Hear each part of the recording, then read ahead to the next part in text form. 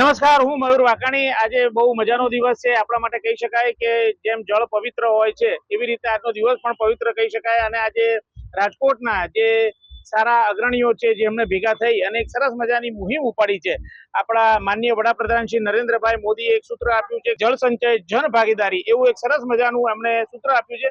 એના ઉપર સરસ મજાનું કામ પહેલેથી જ થઈ રહ્યું હતું અને હવે એને પ્રબળ વેગ મળે એવા પ્રકારના કામ થઈ રહ્યા છે। અને એના માટે જે ગીર ગંગા કરીને એક સરસ મજાનું એક ટ્રસ્ટ છે લોકો દ્વારા બનેલું, અને એના દ્વારા સરસ મજાનું જે કાર્ય થઈ રહ્યું છે એના દ્વારા ઘણી બધી એવી સરસ મજાની જળ સંચયની યોજનાઓ કાર્યરત છે। સરસ મજાના આવા પાળા બનાવેલા છે અને જેના દ્વારા જળનું સંચય થાય છે।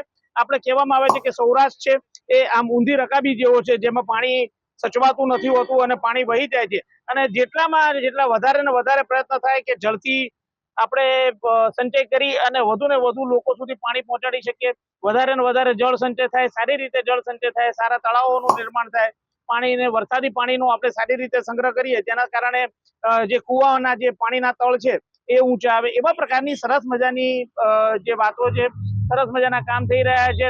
અત્યાર સુધીમાં ઘણા બધા એમણે ડેમ બનાવી દીધા છે અને હજી વધારે સારા ડેમ બનાવે એના માટે હું ગીર ગંગા પરિવારને ખૂબ ખૂબ શુભેચ્છાઓ પાઠવું છું। અને આવા વડીલો જેમણે આખી જિંદગી સમાજ માટે કામ કર્યું છે અને આ ઉંમરે પણ આવી જ રીતે જમનભાઈ જેવા વરિષ્ઠ નાગરિકો વધુ ને વધુ રાજકોટને સારામાં સારી વસ્તુ આપવા માટે પ્રયત્નશીલ છે। અને ગીર ગંગાના માધ્યમ થકી જળના સ્ત્રાવો, જે જળના સ્ત્રોત છે એનો સંચય થાય અને વધુ ને વધુ રાજકોટ પાણીદાર બને, સૌરાષ્ટ્ર પાણીદાર બને, સમગ્ર ગુજરાત પાણીદાર બને અને એના થકી આપણું ભારત પાણીદાર બને, એવા જે સંકલ્પો સાથે સરસ કાર્ય કરી રહ્યા છે એ બદલ હું આ વડીલને ખૂબ ખૂબ બિરદાવું છું। એમને મારા શતશત વંદન અને સમગ્ર ગીર ગંગા પરિવારને પણ હું ખૂબ ખૂબ શુભકામનાઓ પાઠવું છું। બસ આવી જ રીતે સૌરાષ્ટ્ર સમગ્ર ભારતને રાહ ચીંધતો રહે એવી મારી શુભેચ્છાઓ। Thank you very much.